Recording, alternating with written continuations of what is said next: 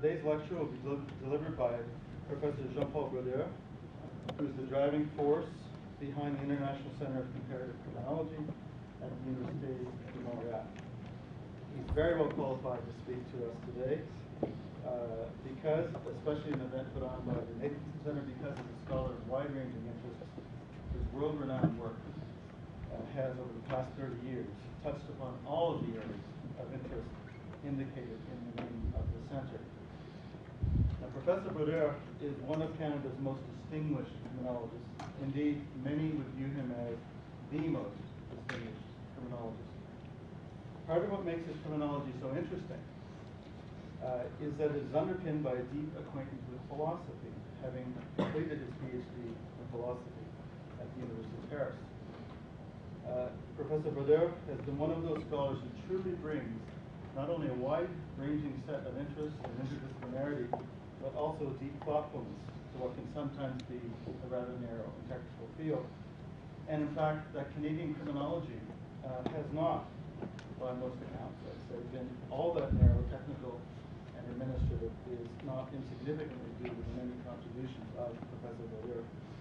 Contributions that total, I would let you all know, over 15 books, over 80 book chapters, and over 150 refereed journal articles, including at least 30 in the last 4 to 5 years alone.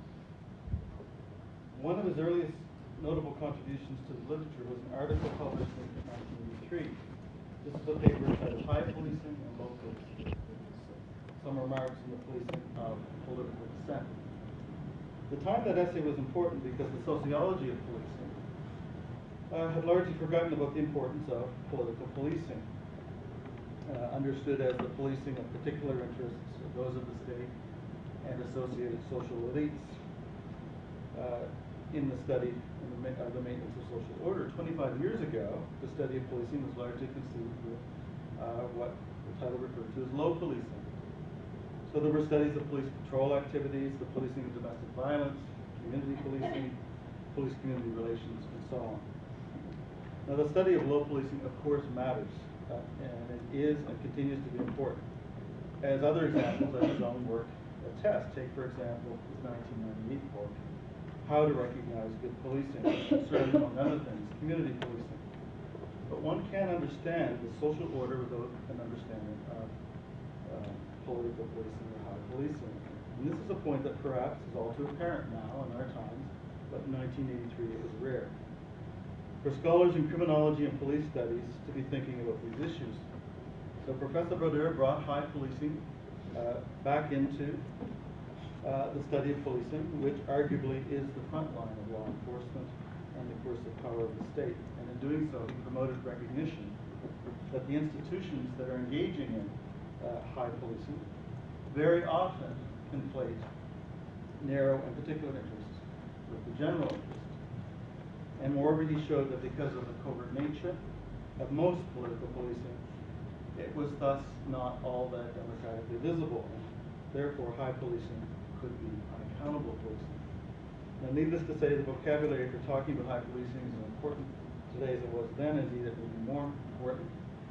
In that respect, I'm reminded, please forgive me for injecting this point, because it does relate to another Nathanson event. The recent prorogation of Parliament, undertaken according to the Prime Minister's former Chief of Staff, Professor Flanagan, as an effort to stop the proceedings of the House of Commons Special Committee on the Canadian mission in Afghanistan, only serves to remind us of the stakes involved in policing the upper reaches at the state. In that spirit, I'd let you all know to be on the lookout for what went out yesterday as a media advisor and what will circulate more broadly. A special forum hosted by the Nathanson Center on the Canadian mission in Afghanistan on February 8th from 10 in the morning to 4 in the afternoon. The title of the session is Moral and Legal Responsibility with respect to alleged mistreatment of transferred detainees in Afghanistan. And 10 experts from across the country, mostly working in the area of law and sociology, have already been lined up for that event. I will not further elaborate on this high policing soliloquy. Other than to add that Professor Brodeur's more recent work on the subject has also brought in an interest in understanding how private security agencies and consultants participate in high policing.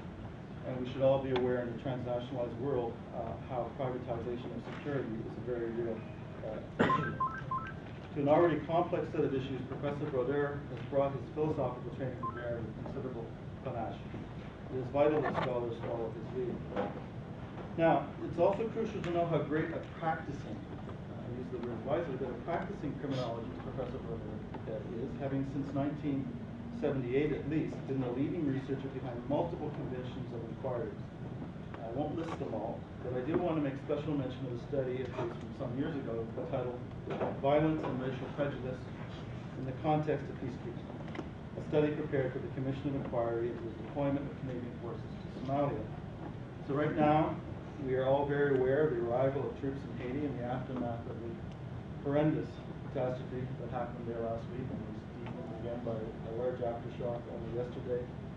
As we observe the actions of those many thousands of uniformed personnel, it would be wise to remind ourselves of things that have happened in the past. The use of police and military personnel to enforce social order in conditions of weak states or traumatized societies is fraught with difficulty, and it's not always easy to see how U.S. Marines and their colleagues, and others trained, as Professor Brodeur has put it in his own studies, but the killing job can restore peace and maintain order, let alone good government. As Canadians, I'm sure you will all agree, we are anxious that this be accomplished and indeed hopeful that training and systems at this time around have been such that Canadians will distinguish themselves for combining professionalism with humane exercise of judgment. So to end, Professor Brodeur has written on a wide range of subjects of interest to criminologists, sociologists, of policing, socio-legalists, social legal scholars, and legal scholars. And more generally, his forthcoming book, I hope I have the title correct, The Policing Web. Yes, and not the Web. The Policing Web, which by virtue of that title, I'm even more interested. Oxford University Press this year. I promised to be another compelling contribution.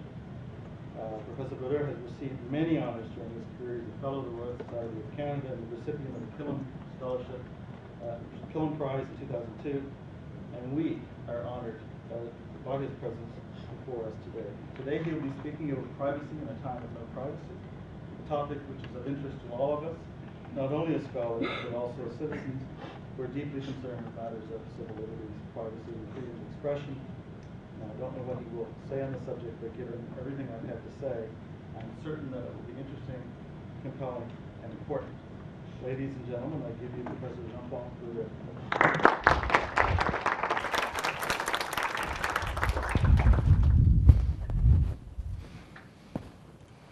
Yes, thank you very much.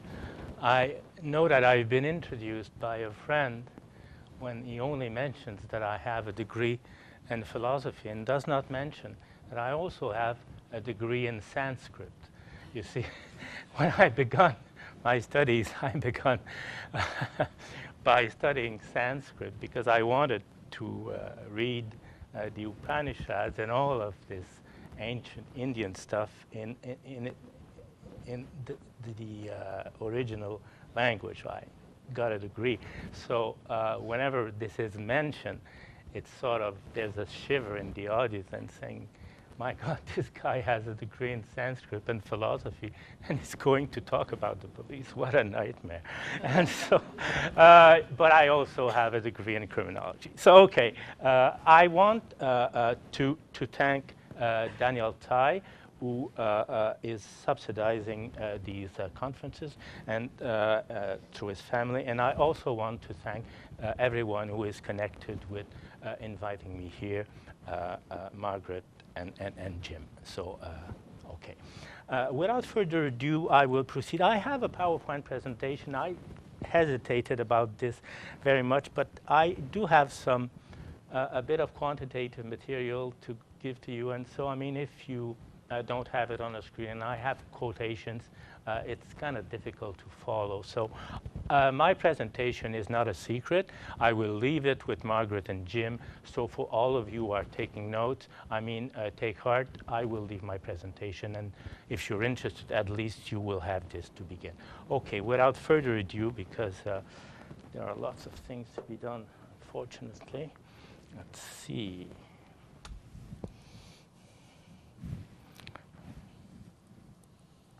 OK, I want to show you at the beginning an excerpt from a movie that was done by an artist. So it's an art film, and like art films, you will see you have cuts and all that. It's only 2 minutes, but what you're going to see at some point, you will believe that the movie is broken or something like that, but that's sort of part of the art. Okay, so her name is Manu Luxt. And she is an Austrian, and she lived in England for now more than 10 years. And so she noticed all of these cameras, right? And at one point, she had this very, very devious and subversive idea. Apparently, not apparently, truly, you have in England a law that allows you to fill a form and ask for every inch of footage where your face is. So if you've been on a video cam walking the street, the metro, blah, blah, blah, they ought to send it to you. If since you have one camera per 14 Brighton, if everyone were to do this, I mean, the whole system would explode, of course.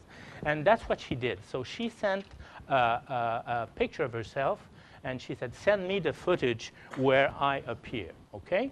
And that took over 6 years. And over 6 years, she had these bits, and she made a film. And of course, since it took 6 years to have all of this together, the scenario was changing all the time. OK, so you're going to see 2 minutes of the film, because I want to make a point. All of this, except some pieces that she added, not subversively, I'll tell you. What you're going to view is that it's a scene where we see her face finally, because her face is covered by some sort of dark circle. And I'll make a point about this. So if we can start with the movie. OK, so let's.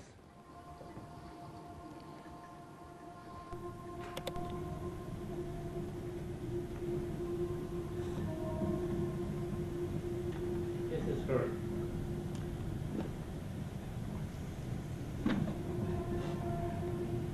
Her again.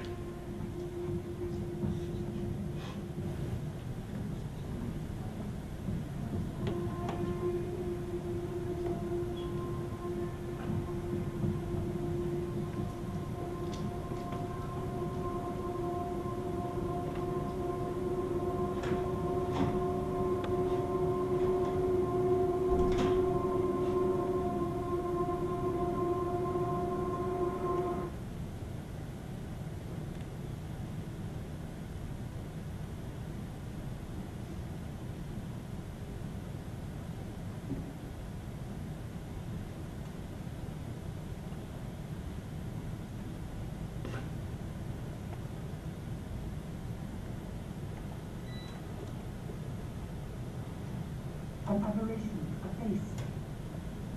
She panics, attempts to scrub it away, but the face stares stubbornly back.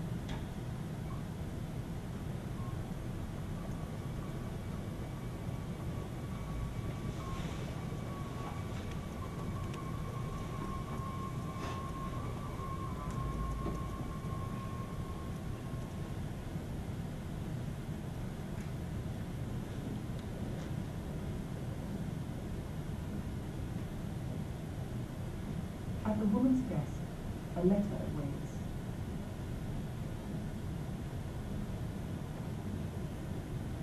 She reads This it. is what I want you to remember this time. The words used are unusual. On one page are depicted a number of circles. On another, echelons of figures. On a third, a labyrinth. She understands little, but feels drawn to the sender. What you see there is a small dramatization of the fact that she's losing this black circle, okay? And she becomes a face. Well, in all the footage that she has received, she sees her face, but everybody around, of course, has this dark circle covering their face. And I think that this movie actually is a very good illustration of my title, Privacy in the Time of No Privacy. Because, of course, when they sent the footage to her, they had this concern to respect the privacy of all the other persons that were in the same screen as her, in the metro or whether in the street, in an office, because she's videotaped all the time. And so we see only her face and not the other face. So hence, privacy. But however, the overseers that are looking at this see everyone. And there is not one dark circle covering any face. So hence you have this sort of embeddedness of bizarre or strange or concerns for privacy within no privacy. The overseer is saying everybody, but if you want to see something yourself, all that you will get is your own face and nobody else. And it's this sort of this montage that I'm interested in, and hence my title, Privacy in Times of No Privacy. Okay, so let's get on without further ado with the thing. Okay, I want to do 4 things. I want to make some distinctions. Okay, Margaret? I want, okay, let's do it this way. I want to, yeah, it's okay. Distinctions. I want to say something about privacy and privacy research, how it is conducted right now. And I want to present some, then I will get into this thing about, given current characterization of privacy and surveillance, how should we think about privacy? I mean, how is privacy in the time of no privacy? And then you have a conclusion. The conclusion, I will have no time to get there. It is very, very short. And hopefully, we will get to number 3. Okay. Okay, preliminary distinction, okay? We have no common definition of privacy. And privacy and surveillance are sort of defined one with the other. Privacy is sort of a residue of surveillance, and surveillance is that what intrudes upon privacy. And so, in consequence, okay, I'm going to address both issues of privacy and surveillance at the same time. But I want to make a point in an important report of which David Lyon was one of the authors, MSS. It's a report on, I'll get the title later. He says that actually privacy is not the only issue regarding surveillance. There are larger issues. I acknowledge the fact, but here we're going to sort of talk about these 2 things at the same time because they're used to define each other. So, distinction about privacy. Privacy can be viewed as a thing, as we shall see. The original meaning of privacy is your own private space. It's your home. Okay, and this I believe I can demonstrate to you. It can be viewed as some sort of an abstract construct. Many people believe that we have a natural right to privacy, and for instance, the sense of privacy among animals has been studied. And we find that indeed animals tend to try to have a small territory where they will be alone and not bothered by other animals and eventually humans. But I mean, this is more difficult, an abstract construct. And where I want to go to, I think we should construe privacy as a relation. And I'll be clearer, hopefully, when I get there, okay? Again, preliminary distinctions. So these were distinctions about privacy. What about surveillance? And here, this is an important part, okay? Originally, surveillance is to watch over, okay? to watch over. And a good example of a watcher is a sentinel. Basically, in Roman times, you had sort of the castra, their camp, and you had people. What does surveillance mean? It comes from the French word veille, which only means to stay awake. Okay, so hopefully you're going to surveil me during this presentation and stay awake until the end. Okay, so, right, so surveillance, veille, means to stay awake. And so basically that's the guy, who is not doing anything but watching out for noxious threats. So basically the person is guarding the camp against an attack from an enemy or something like that. But the important point is that at that time, that's the sort of the origin of surveillance, the arrow is oriented from the threat to the watch. The watcher is not doing really anything except trying to see whether some threat is going to materialize and so forth and so on. Now, in present time, we've had an inversion here. Okay, we had an inversion. Surveillance is not thought anymore really as passive.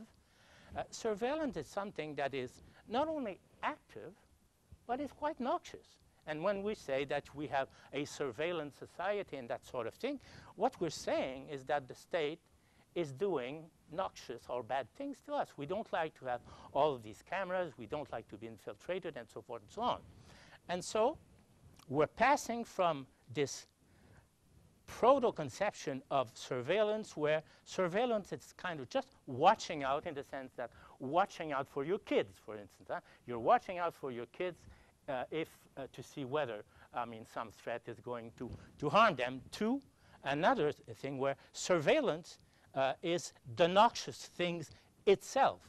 Now the question is, the real conception of surveillance now goes in both ways, okay? So surveillance is something that is active and that is very intrusive, which is done to someone who wants to do us harm, for instance, a terrorist. But the question that I'm raising here, it seems to me, for instance, you read in reports that commercial corporations and so forth and so on are engaging into active surveillance of their customers. Well, of course, if you mean by this that they're actively surveilling shoplifters, it's sort of in line with all of these meanings of surveillance. But this is not at all what is meant. What is meant is what, okay. What is meant here is that they're watching, they're buying patterns in order to send them publicity and so forth and so on. But the thing, and this is viewed as intensive surveillance of customers. But of course, this is far from the meaning of surveillance, because the customer doesn't represent to them any kind of threat. He is a prize. And the reason why I mention this is that in the surveillance society, the so-called surveillance society, a lot is made of the intensive surveillance of customers by private corporations. I say, well, this may be monitoring, this may be all kinds of things, but if one looks at what surveillance truly is, it's not sure that this is surveillance in the sense that the customer doesn't represent a threat. He doesn't threaten to harm the company except if he is a shoplifter or a terrorist or whatever. Okay, Margaret. Okay, now the other distinction that I want to make about surveillance is this. Surveillance is generally part of a sequence of action. First, you are surveilling, and then there may be some sort of alert, and then you send in whoever has to intervene to stop what is happening, which is bad. Okay. Now, another thing, very different, but that may be sort of integrated into surveillance, is all of these guys who have a smartphone and are filming all kinds of incidents. For instance, they're filming the police beating someone. They're filming Robert Jasansky at Vancouver Airport, who is being tased to death by the RCMP and so forth and so on. And so if one adds this second thing to the whole picture, yes, we are getting in a society which is, under very, very intensive surveillance. But I just want to mention, in the same way that I said previously, surveillance is against some sort of threat and is a threatening response to threat. Here, surveillance is generally part of a sequence of events. And so these guys walking on the street with their smartphone and suddenly filming something are not really surveillant. Basically, they film something that is happening because it's important to them.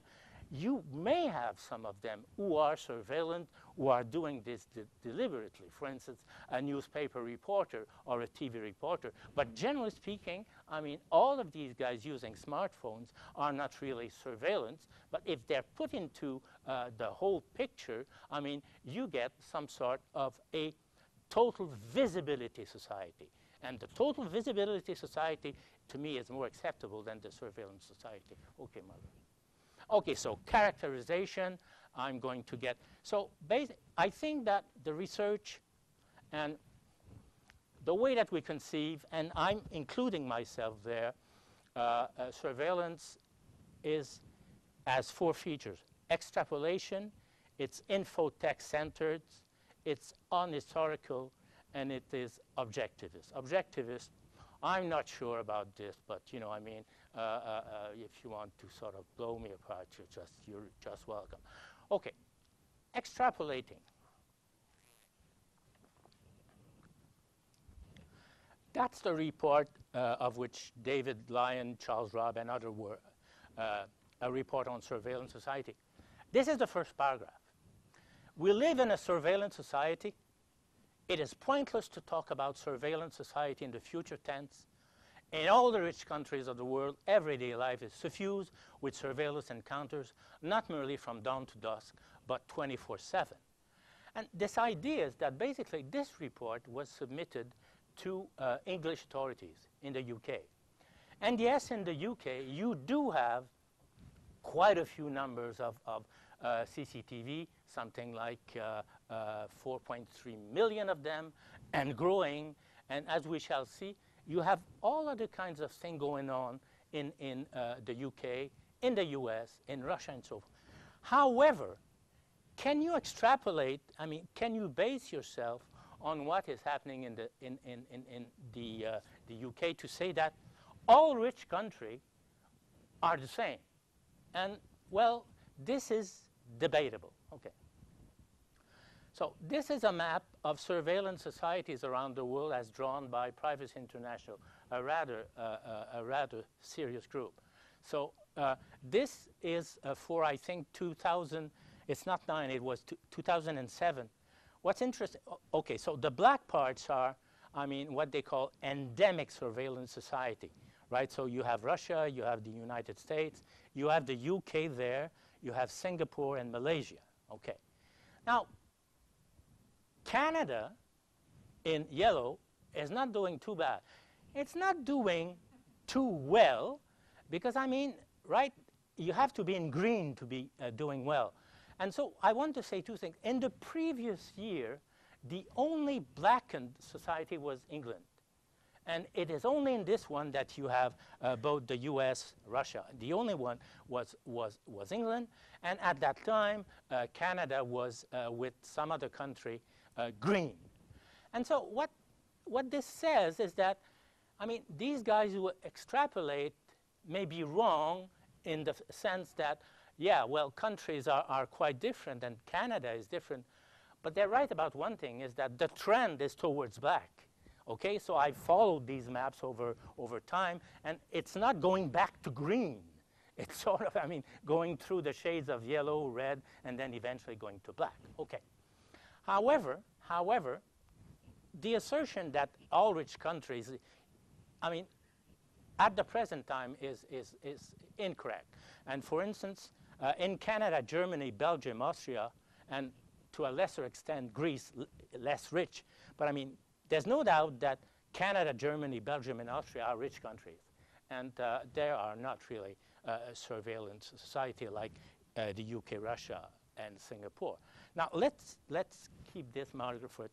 Okay, in wiretapping, for instance, to put some flesh on this. Okay, in the UK, according to Privacy International, which says that on the basis of official report, you had 2,400 warrants up from 1,400 in year 2005 and 2006 for wiretapping. In Canada, you had 100 and Canada is about half the population of the UK. Canada is 182 warrants in 2000, 92 in 2008. The yearly average is from 2000 to 2008 is 137 warrants. And the total mystery, I have all of these figures. The yearly average from 74 to 85 was close to 500. And suddenly from 85 to 1990, it went down. You see it, it's 500. And then 4, 3, 200. Maybe they changed, one explanation is they changed the rules for counting. Or maybe somebody said, well, you were very enthusiastic about all this at the beginning, but now, you know, I mean, you're more experienced and we're going to be more choosy when we give you the authorization. So what this says to me, okay, is that extrapolating may be, there's a point in it, but right now, this view that we are all into a surveillance society and so forth and so on, it seems to me to be a little bit premature, okay? The other thing is that it is, listen, am I getting to you? Is this too fast or this is okay? I mean, we are in communication, so to speak? Okay, okay. I mean, that's the whole point, right? I mean, so it's the second thing, and you will see, the point that I want to make here is that if you want to think about a surveillance society, true blue-blooded surveillance society that we have known, these are riddled by informants. I'll get back to that later, okay? But if you look in the present research on surveillance society, almost nothing is said of informants, almost nothing. It's basically, okay, it's based on an examination of all these gimmicks, gizmos, devices, whatever, that are intercepting communication or storing footprints, bring them together. And this is why extrapolation is based on a sound belief. It's based on the belief that one day we're all going to be equal with respect to technology and surveillance technology. We may not be now, but at some point we will be. And Gary Marx, one of the pioneers of, no, it's okay, okay. Gary Marx began by studying informants, but then he went into technology. But the point here is that informants, as we shall see, are quite important. Okay. So, as I said, focused on ICT, and I think very much focused on devices and numbers, the signification of which is never examined. And so sometimes, and don't quote me on this, but I mean, this is sort of the rhetorical drift. When I read some of these papers, you have some notion of teenagers watching Friday the 13th. You know, I mean, something like, oh my God, this is so terrible. The NSA has 1 septillion of pages to be stored by 2015. Isn't that terrible? And so, I mean, one gets into biometrics and so forth and so on. 1 septillion pages is 1 plus 24 zero. So, I mean, it's probably millions of trillion or whatever. I couldn't figure it out. The idea is that, you know, if you have 1 septillion pages in every language of the world, what use is that exactly? You know, I mean, one could say, well, okay, there's 1 septillion, and you have Mr. Bogeyman there, and you would say, well, all that you need is to take a little needle and do this, and it's going to deflate. Because, I mean, you can do very little with 1 septillion pages in every language of the world, precisely in a society where people are not hiring people with skills in many languages. And there are few impact studies. very few impact studies of this surveillance technology, but there was one. And Scotland Yard in the UK said that all the CCTV cameras only increased the clearance rate of street robberies by 3%.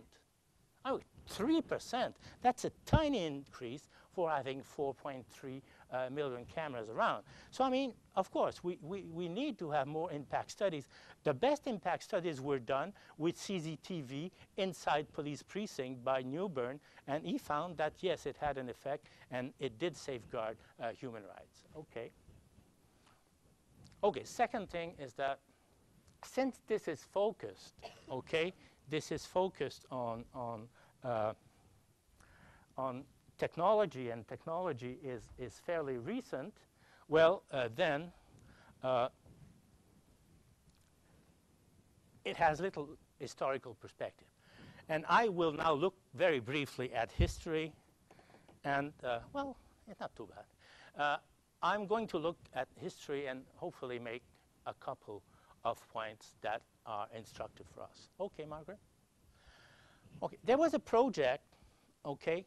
Bear with me, and the idea we were supposed to have one at the, but because people are reading it in advance, and but it's too complex anyway. And so there was a project in France.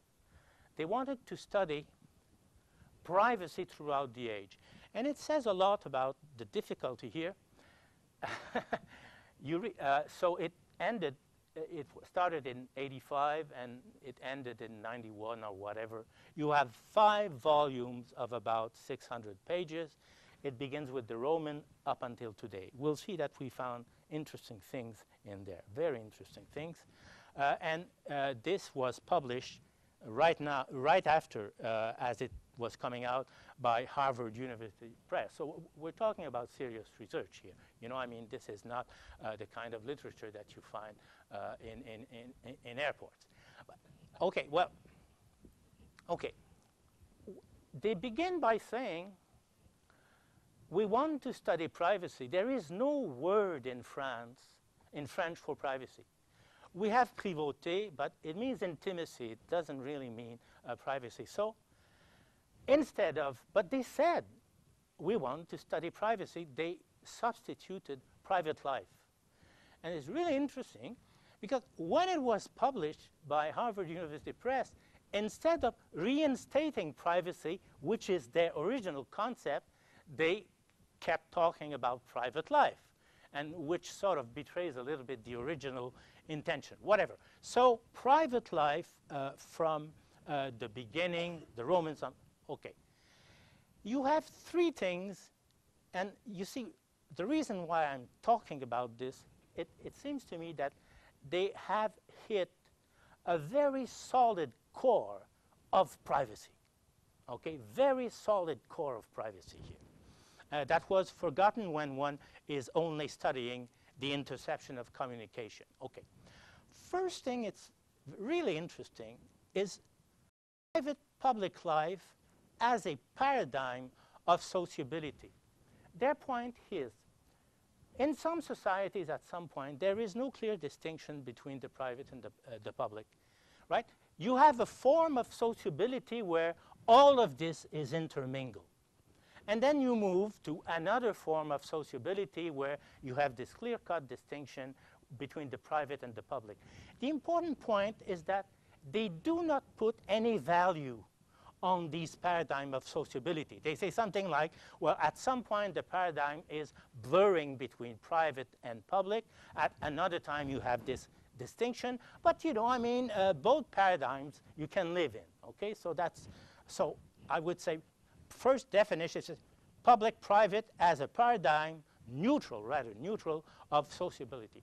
The other thing, and this is really important, private life is basically defined as a kind of space. And they distinguish 3 spaces.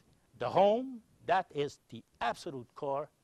The shop disappeared because, I mean, you know, at that time you had shops, but now we have factories and you have surveillance all over the place. So, I mean, this is all gone.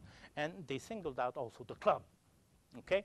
And I'd really be interesting if you have surveillance camera in the Athenaeum in London. And I believe that, no, you don't have. But let's leave the club. But basically, the core of privacy for them is a home. And they have these great pages. For them, the history of private life says something about the difference between men and women, the concept of masculination, whatever, you know, excuse my English, and feminization in terms of power. In the home, it's the woman who has the power. And I mean, they bring that out very forcefully. As soon as you go outside, of course, the public life is given entirely.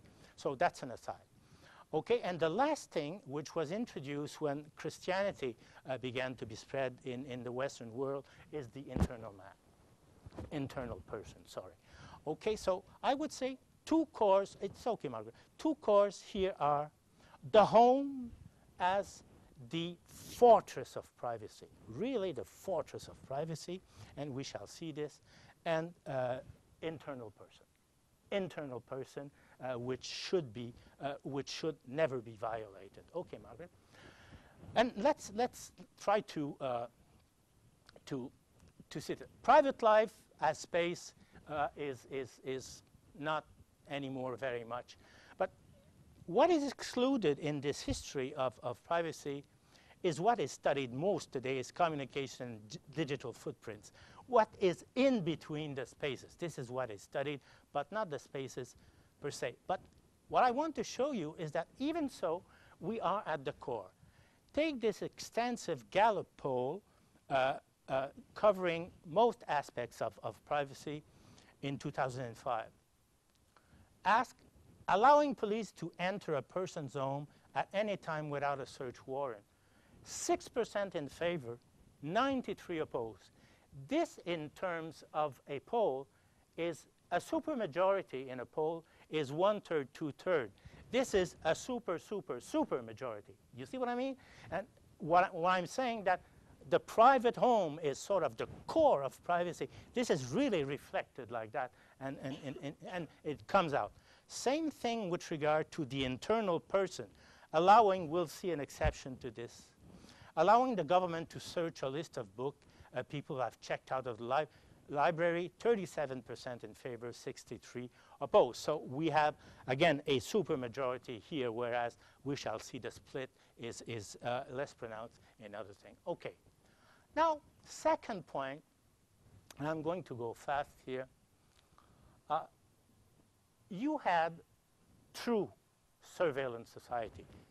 Never mind France under the terror, which was, Metternich Austria, which was. But, I mean, let's take paradigm case, the USSR and East Germany, okay? What made these surveillance society? It is not at all what is called SIGINT, signal intelligence, not at all. You had wiretapping and so forth under Stalin and under the Stasi. Basically, two things were important. First, the abolition of home. In the USSR, you had collectivization, so basically, all private apartments were seized by the states, and a family lived in one room. Okay, so basically, you had no home. Everybody, you know, I mean, in one apartment, you may have something like 8 families. So this abolition of home space was absolutely drastic. And the second thing is the systematic use of police informants. Figues the Whisperers, very recent, about USSR. We were brought up to keep our mouths shut. You'll get into trouble for your tongue. That's what people said to us children all the time. We went through life afraid to talk. Mama used to say that every other person was an informer. We were afraid of our neighbors and especially the police. Now, this is, according to one senior police official, every 5th Soviet office worker was an informant for the NKVD. Another claimed that regular informers number 5% of the adult population. I mean, these are, you know, I mean, these are not very solid figures, but they keep coming back, like this 1 in 5. For instance, before the revolution, you had this magistrate of the police of Louis XIV, who said to the king, whenever you have 4 people together, one of them is going to be mine. So, I mean, the implication is 1 informant in 4 people. That was never the case. But, you know, I mean, again, I mean, the number of informants for a surveillance society and the use of informant is very important. Same thing for the Stasi. Okay, so the importance of informants is not really only because they are the paradigm case of a surveillance society, but even today, surveillance is working as the integration of human intelligence, informants, and SIGINT, like technology and so forth and so on. And in these reports, this is clearly said, you begin with passive collective surveillance, but in order to get to targeted surveillance, you have generally to go through an informant's report. So basically, at some point, you have all of these cameras, and someone comes in with a report and say, this particular guy, for instance, is saying that kind of thing in groups or in the church, the mosque, whatever. And so, again, even today, although nearly only SIGINT is studied, the intrication, the intertwinement of human and SIGINT is really, really important. And this is perceived by people as being particularly obnoxious. And okay, just before we move, someone asked me, why did the British people not object to the multiplication of CCTV surveillance? And they did not. So that we might try to discuss why they did not. It was the little James Bulger case that was solved through CCTV that was a turning point, I think, one of them. And they said, well, this is very useful, and let's get more of this. But, okay, let's take a case where in the UK people are now protesting. It's the case of Jenny Patton. Okay, Jenny Patton is a mother of 3 children with her companion. And it was said of her that she was violating the regulation for putting her little girl in school. The regulation is that you have to live in a certain area to go to the school of this area. So basically, it was claimed that she was not living in the area that allowed her to put her child in school. Okay, she was put under surveillance.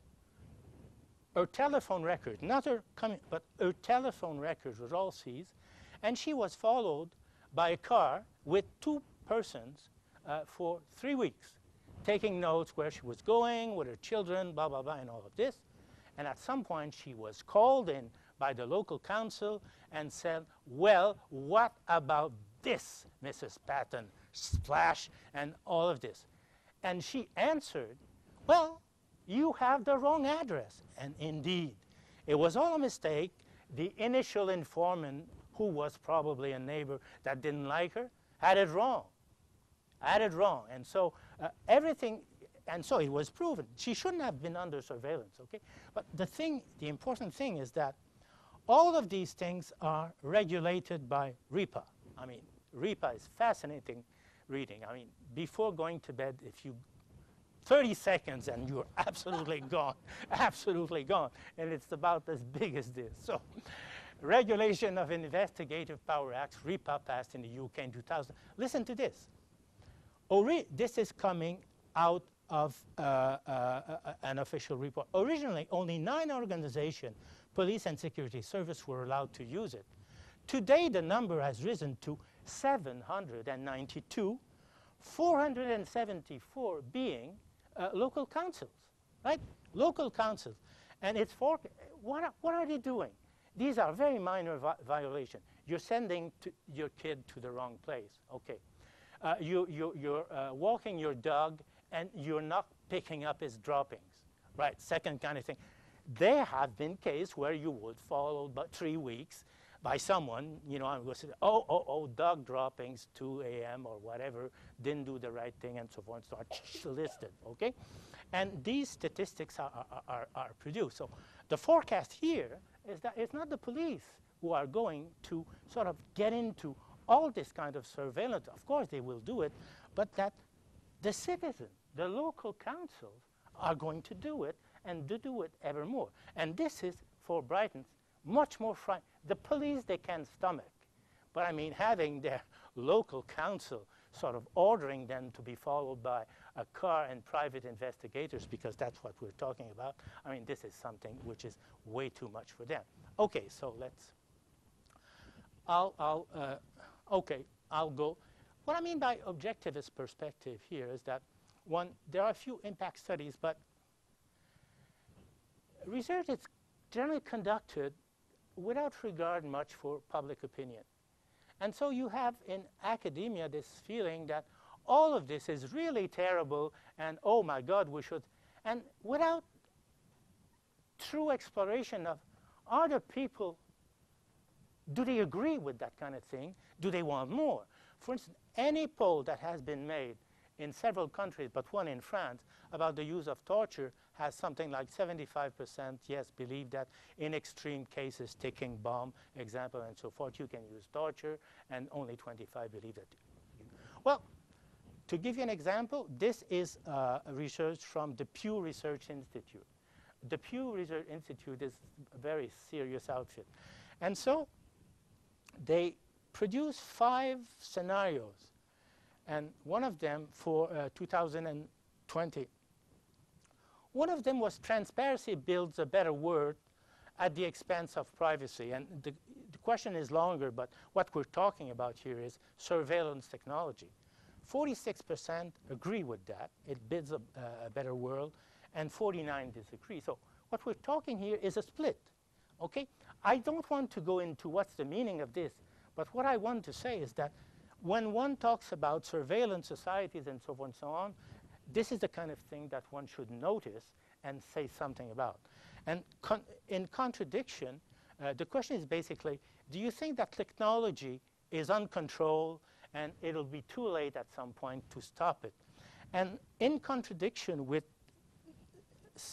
with the first one, 54% disagree that technology is uncontrolled. And so basically things are not bad as they are today, although 49% don't believe that transparency is going to build a better world. But the thing is, if you are into this, you basically should be on the lookout for what the people out there is thinking. Okay, so I'm just to scare you a little bit.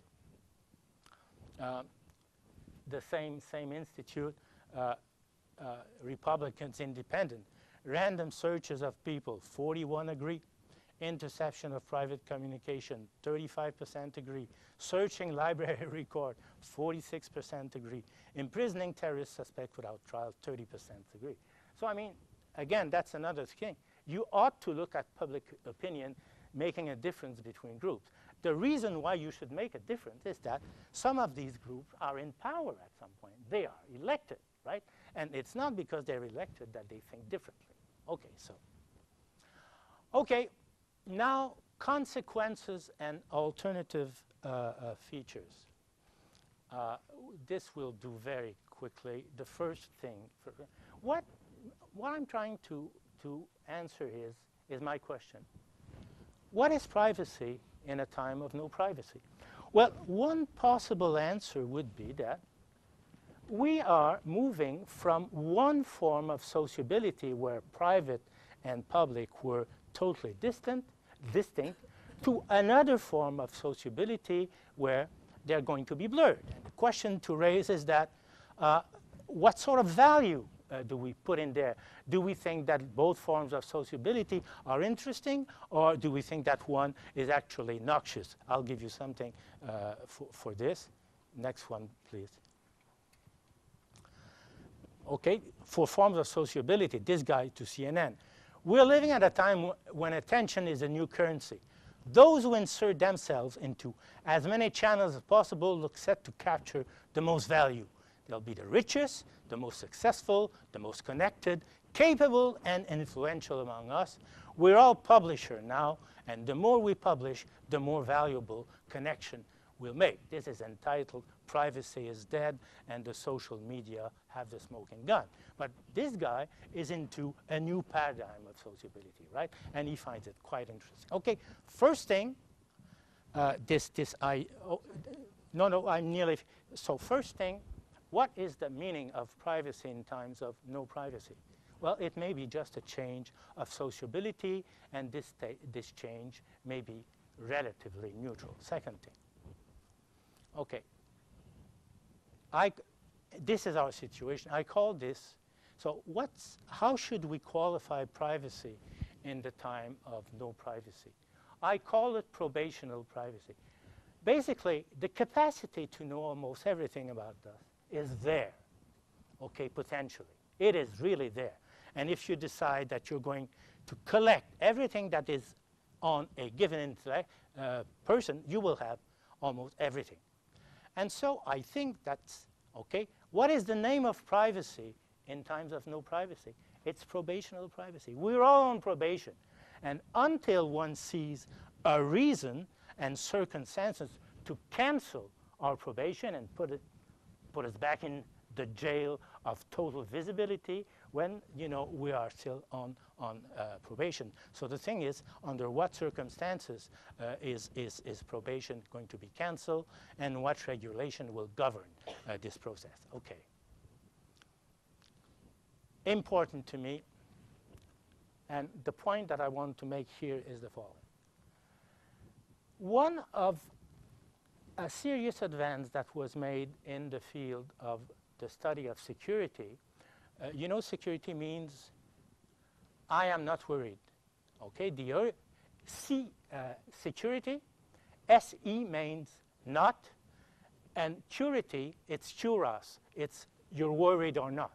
So if you are in security, it means that you are in a mental state of not being worried about things that might happen to you. So in a word, what is security? It is peace of mind.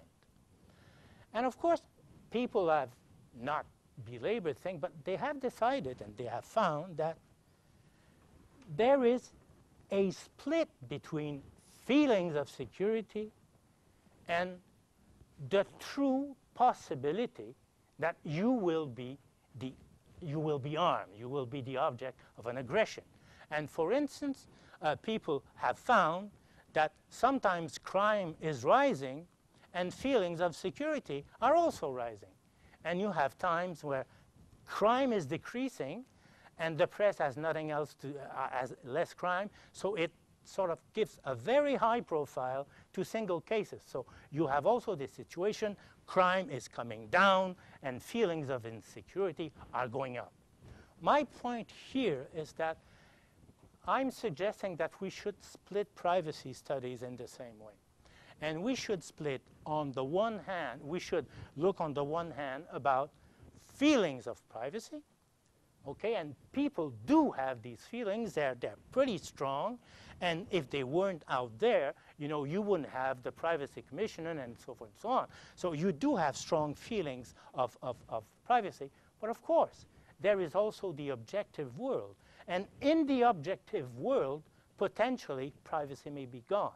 And so we're into this very uncomfortable situation where you have, on the one hand, privacy, subjective feelings, and perhaps, in times of no privacy, the possibility to abolish all this and show us that our feelings are illusions. Okay.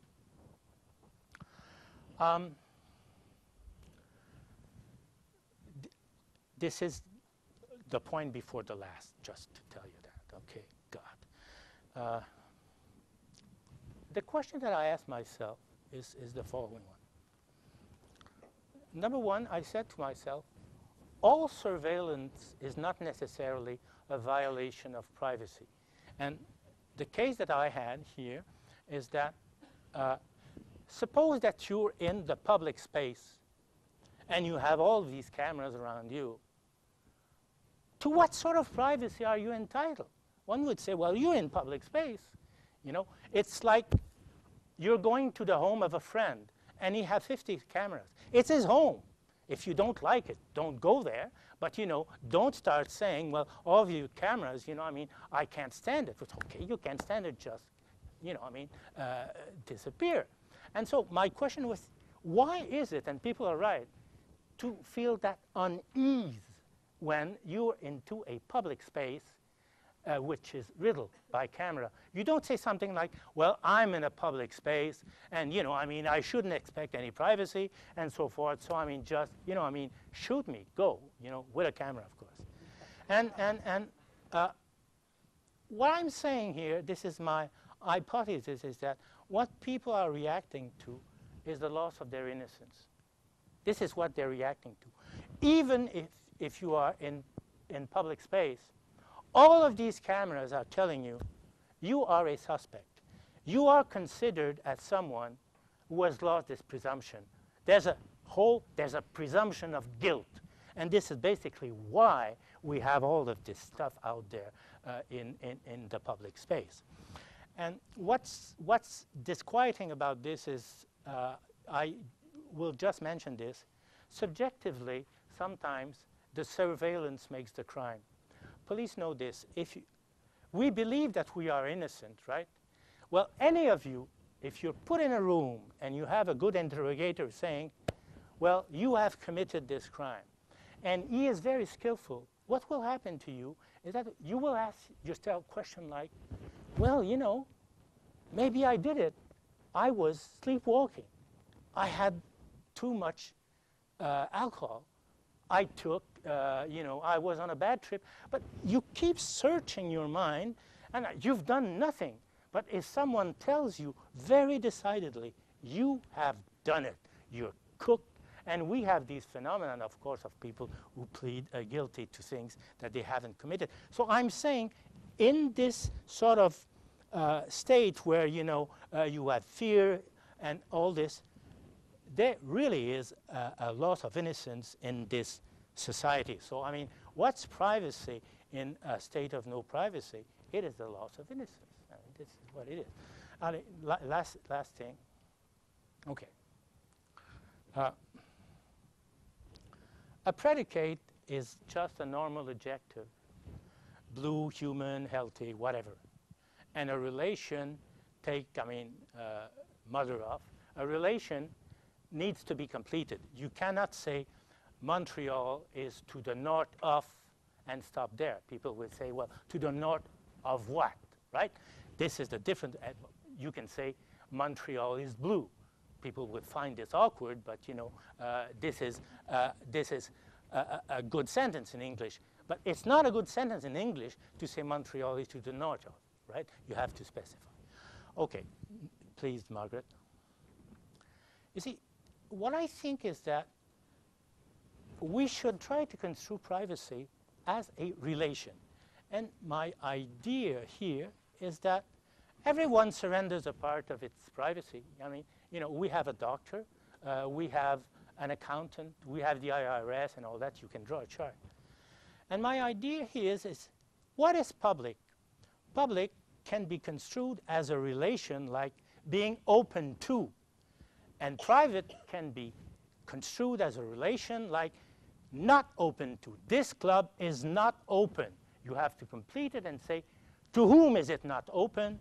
To anyone but its member. Now, if you construe privacy as a relation, you might discover things. You might say, well, my health records are open to whom? To my doctor, but to nobody else. And then you meet a friend and you say he says something. Yeah, you think they're open to your doctor? What about his assistant? And you say, well, my health records are open to my doctor and his assistant. And then what about the hospital personnel? Oh, yeah, we have to figure that out. What about insurance company? Well, you know, I mean, and the idea here is you construe privacy as a relation. It's much more precise, and you can build some sort of privacy charge. You're no more into this all of nothing thing, you know, it's all private or it's all public. You know, it's private in respect to this, and it's open in respect to this. This openness is illegal. This privacy is unjustified, and so forth and so on. And so you can have these privacy charge. Last thing. I'm going to cut it here. Finished. Okay, thank you. Yeah, you're missing two things.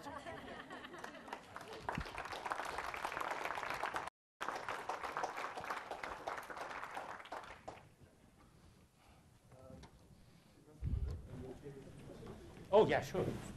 So I'll let you actually direct traffic because I probably don't know all of the names in the room, so it's the same difference, but I'll set you off for the chance. Yep. Professor Brodeur, thank you so much for your presentation. I liked your conclusions, but I just want to get some clarity on exactly who defines how we relate privacy and what we relate privacy to. For instance, there's a big controversy that has emerged in China.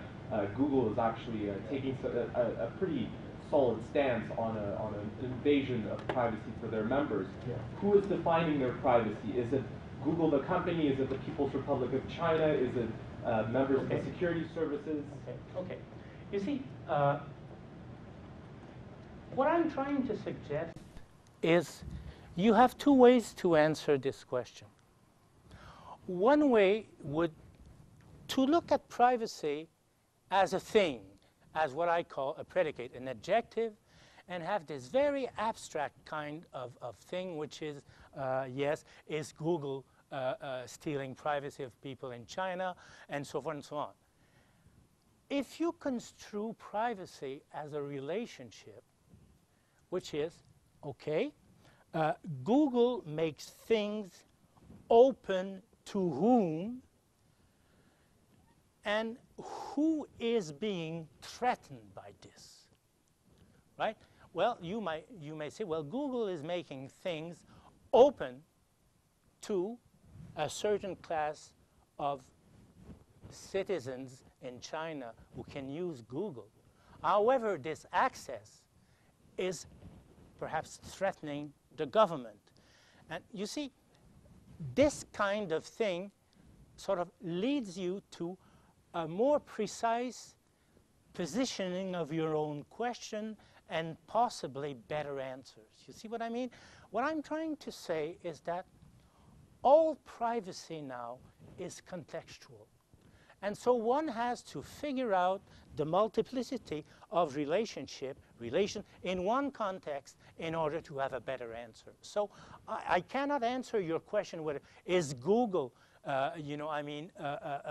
doing bad things for China or not. But what I'm saying is that if you consider privacy as a relation, this is a better way to answer your question than just to talk about privacy, publicity, and so forth and so on. That's basically, so what I'm suggesting is something like more a method of questioning thing than precise answer in this case. Okay? Yes, thank you again. In your research, Professor, have you run across any empirical studies that tell you there is a link between the growth of social networks, smartphones, email, text, all those things our children know much more about than us. Do you find there is a link between the erosion of privacy and the proliferation of these new social networks? Okay. Yes, that you've just stated actually what is the main thesis of people who believe that we are into a surveillance society. Okay, this is their main thesis. Basically, the unchecked proliferation of all this technology is actually putting an end to our privacy. Okay, this is what they're saying. Now, see how cagey I am. I'm going to slip in one of the things that I haven't told you. Okay, one of my suggestions would have been this. You can regulate all this technology and so forth and so on, smartphone, whatever. You can try to regulate and say, well, there are things that shouldn't be on a smartphone. You can have keys and so forth and so on. The problem with regulation is very good regulation. All regulation is legitimation. If you regulate, you accept, right? All regulation is legitimation. And so my very far-fetched idea, which may be partially implemented in very tiny corners of the action of the state, is that we have a right to prohibition with regard to technology. And my guiding principle here would be this. In the same way that we have to authorize the selling of drugs that may harm people, why is it that for certain kinds of technology we do not have a board looking into this, tasers for instance, and saying, I mean, in the same way that this particular drug is unsafe for consumption, this sort of technology will result in a general brutalization of society, so we forbid it. Okay? So the point here, it doesn't matter what is the mechanism, but I think, again, regulation, as it implies legitimation, sort of puts it, we're always too late, right? It's always out there, as you say, and we try to regulate. And I think we could be preventive in saying, I mean, you know, I know that what I'm saying, I mean, probably crazy. I mean, this guy is telling us that at some point we should have a right to say, this technology should be prohibited. We don't want it, right? Because it's noxious, because all the reasons right now, any sort of technology can be marketed with any sort. You know, I mean, in crowd control, the things that are marketed, you know, trucks that are sending heat blast and all kinds of things, you know, and we're just there. And at some point, of course, if you have many trucks, we're going to regulate. You can send a heat blast at 100 meters, but you're not allowed to do it at 1 meter because you're going to cook the person, right? So I'm sorry. I hope it addresses in part your question, but your question is this proliferation of smartphone and all that taking away our privacy. Well, that's the standard wisdom right now. I think we have no proof, though. The problem, as you say, is we're always just Well, the horse goes by. yeah, what I'm trying to say is that it may be a rush of judgment to say that the proliferation of technology is taking away our privacy. The true cases where actually privacy was at least perceived by the citizen as being taken away, like in East Germany or the USSR, it was not really caused by any proliferation of gimmicks. It was caused by the general infiltration of society by snitches, snoops, parents, ex-lovers, and all that, who would be controlled by the police. I mean, this is what happened in East Germany. And East Germany opened its files to its citizens after. And it was horrendous. They were criticized because you were finding that your mother was informing on you, your brother, your husband. I mean, very close people around you were informants of the police. And you could read what they had said about you. So, I mean, this is not fantasy. The records are there. And these are instances where people felt the dread of having totally lost their privacy. But, you know, I mean, it may well be, I think that, again, my word on this would be probational privacy. And I think that we may be on probation for a long period of time, but I think that the capacity to know almost everything about a person is there. So I think that.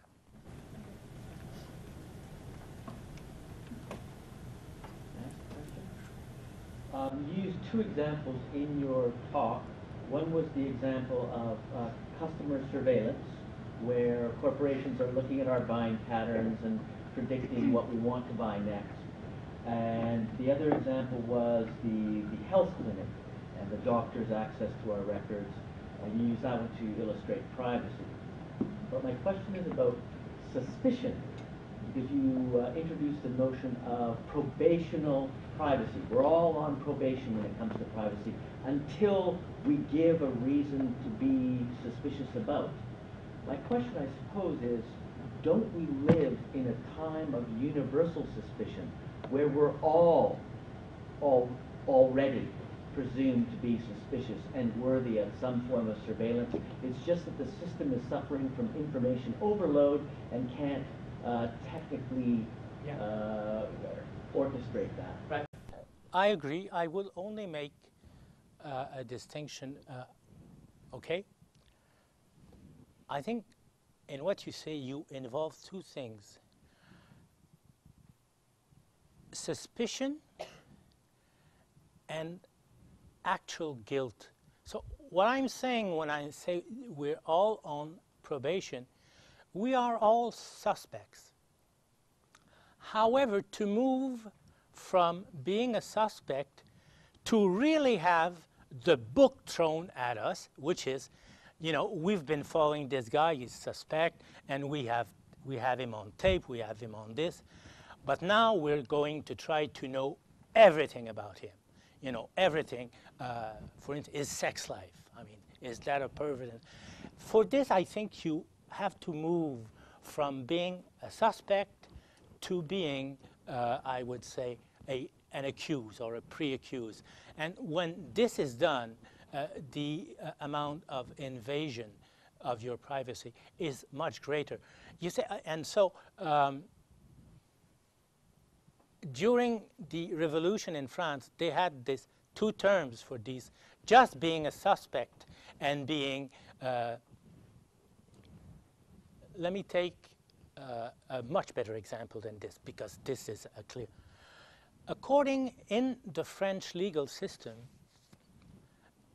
you have a double status as a citizen.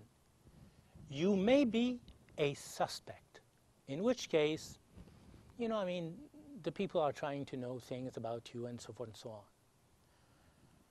If they know enough to believe that there is something there, you are, in French, mis en examen. Mis en examen is that a judge of instruction is appointed and question you. And so you are being examined. And this is my answer to you.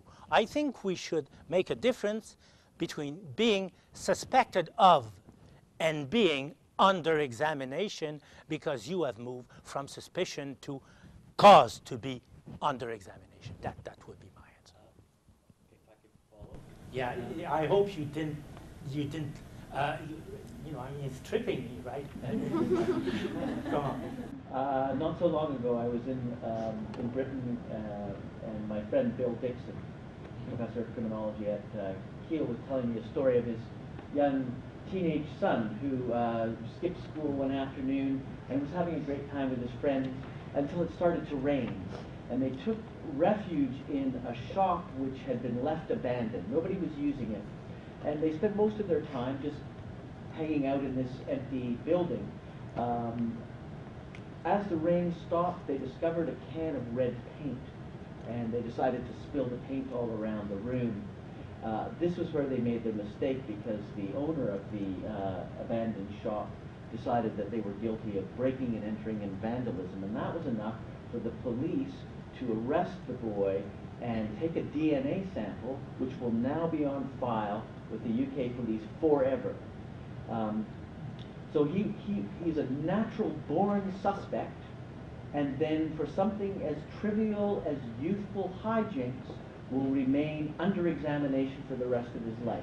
Yeah. The tripwire is so fine and happens at such an early age in the life course that I think, well, I'm worried. I don't know. Oh, yes, yes. No, absolutely. So am I, right? So am I.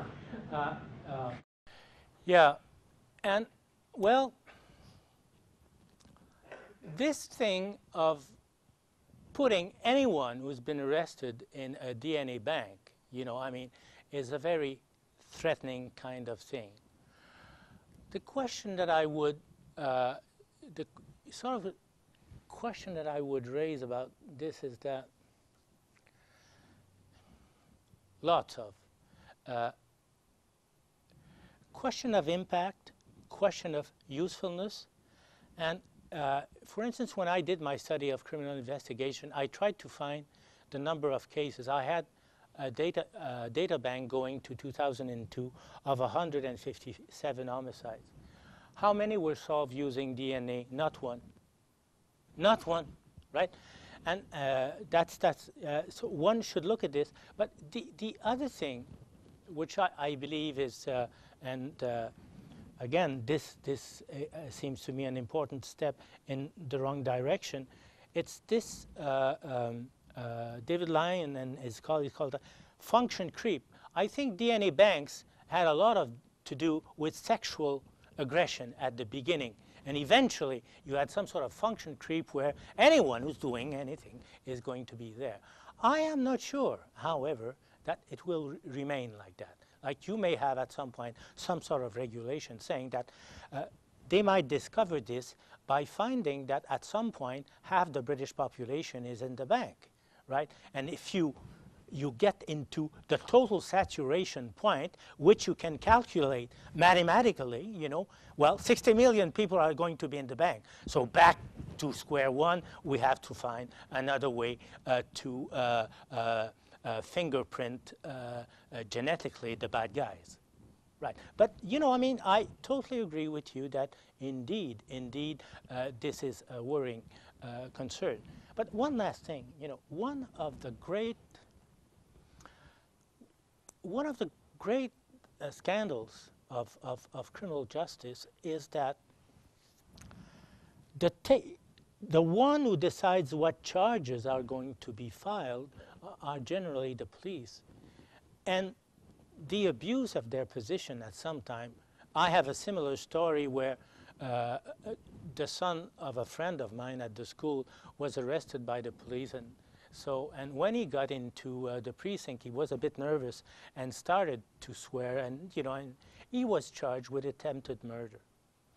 He was charged with uttering threats to kill someone. Like, I mean, all he did, I mean, he was something like 14 years old, right? And then he erupts a little bit. I mean, it's a teenager. Wrong. Uttering threats to kill someone. It will eventually not come to nothing, but the punishment is in the process.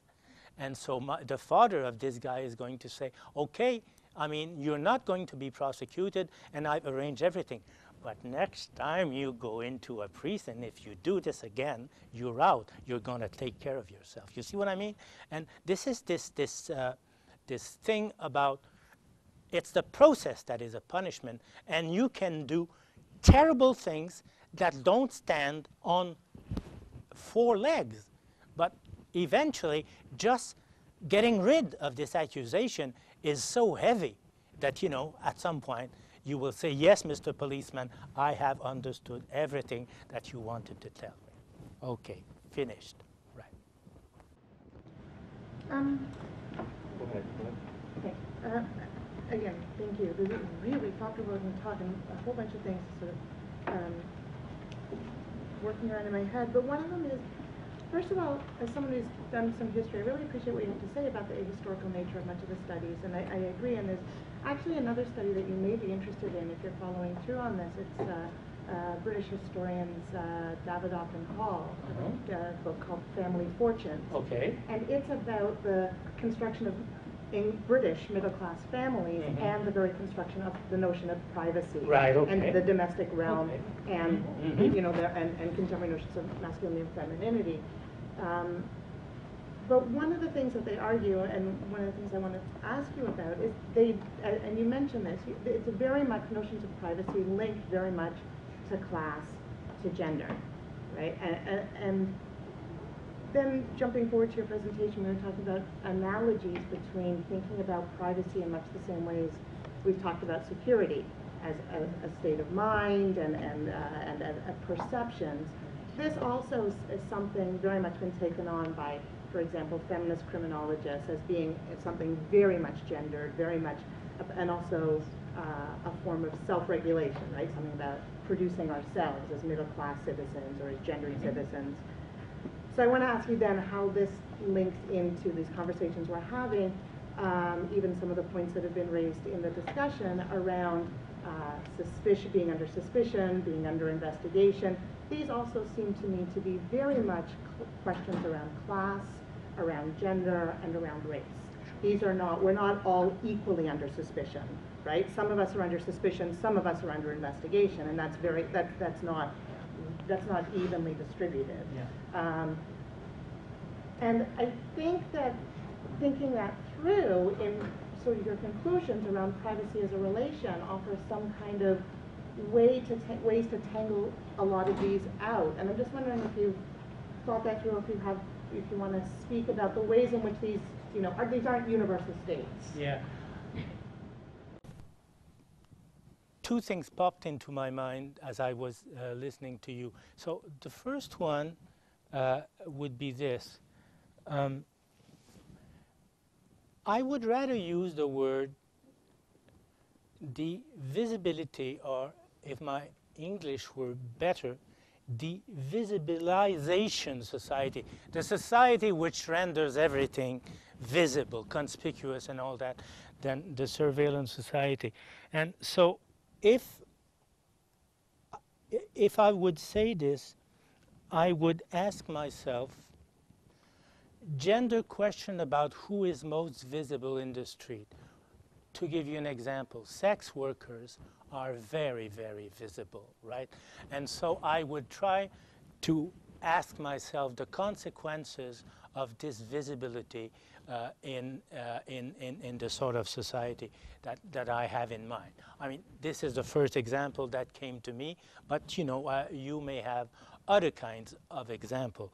And the gist of all that, of course, is in this one of the things that I don't like too much about this talk about surveillance society is that it has no glitches, right? I mean, everything is working not too bad. Whereas most of the time it's erroneous. And for instance, if we're into this, let's imagine, that you have some sort of a nightclub with sex workers around, and you have this guy coming with someone who is dressed as a fashionista. And, one police may make a case that she's a whore, right? And she's not at all. But the thing is, if you dress in a particular way, and this is all on a surveillance camera, you may be confused with okay, so one thing. The other thing, historically, and this is quite like the issue of imprisonment. Historically, the more important you were, the more you were under surveillance.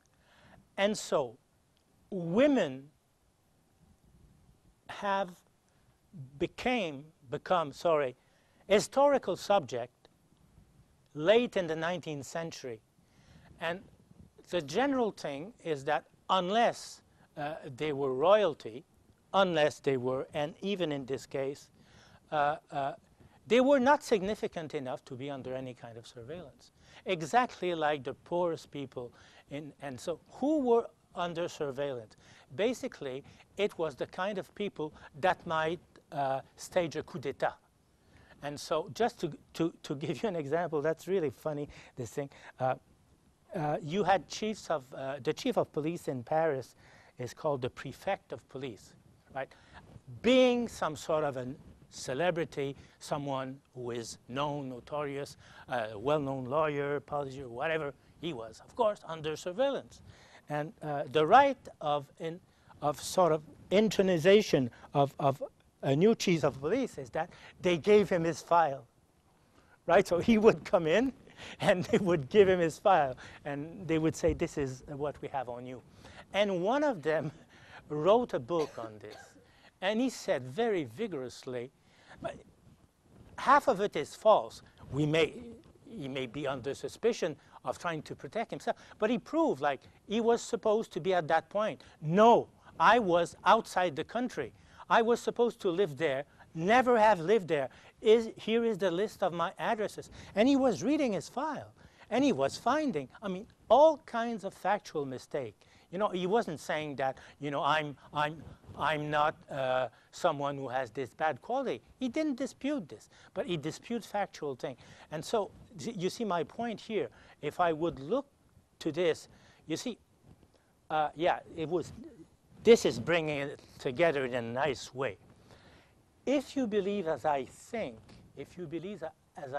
that the power of women was progressively constructed within the confines of the home and then sort of immigrated outside.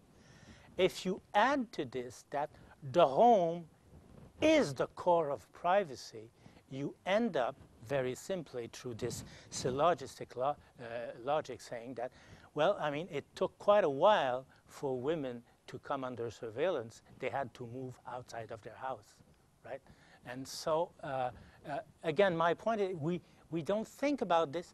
In our society, you do have class and all of this, but nothing remotely like 19th century England or things like that. And my point here is, at that time, these persons, either women or the lower classes, workers, were not significant enough to be under surveillance. The only thing that you read about them is you had informers that would tell to the state, the king, whatever, what is the mood of the population. That was very important, and the police prefect wrote a report saying, what is the mood of the population regarding food, and so forth and so on. But these persons were not under surveillance. They were not threatening enough. Right?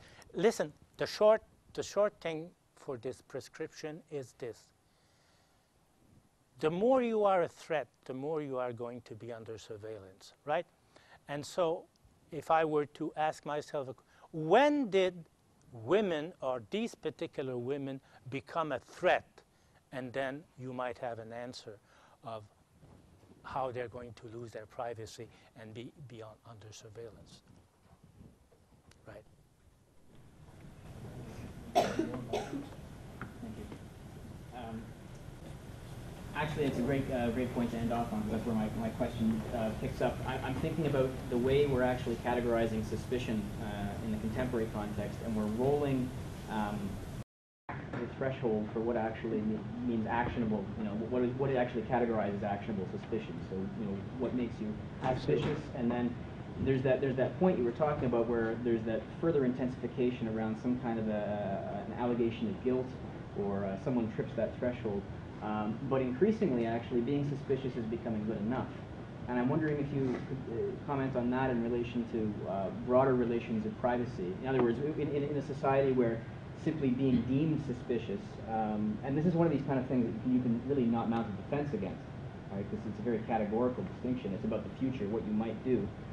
How does that kind of law, that kind of mechanism, change our relations of privacy? Yeah, okay. Again, a large issue. I'll tell you what comes to mind.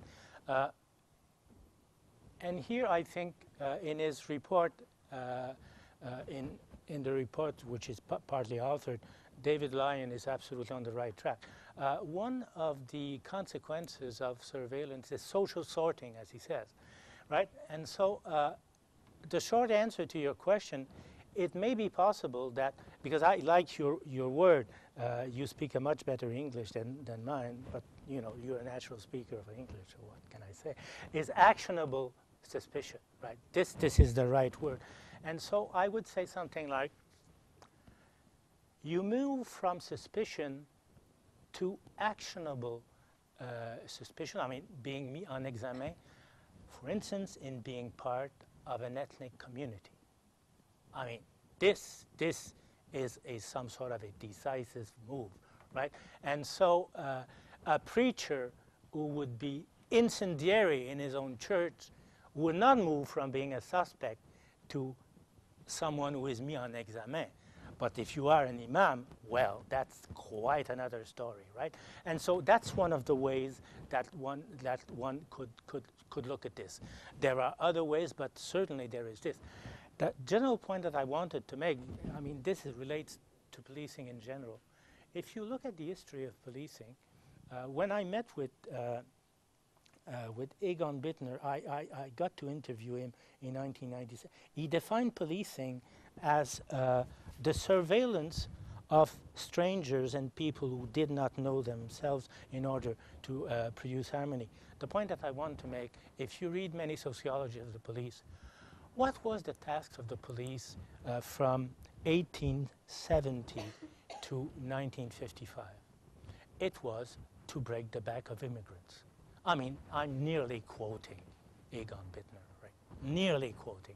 Where would you deploy the police in New York? Where the Irish went. When they went away and became policemen, then Little Italy, and you can. So, I mean, the link between policing, producing suspect and all that, and having strangers in your community is not advantageous. It's not a fantasy. It's not a coincidence. It is at the heart of policing. At the heart of policing. Well, thanks for that final comments note. We've been making Professor Brodeur work very hard, and I think we should put our hands together and thank him for a very stimulating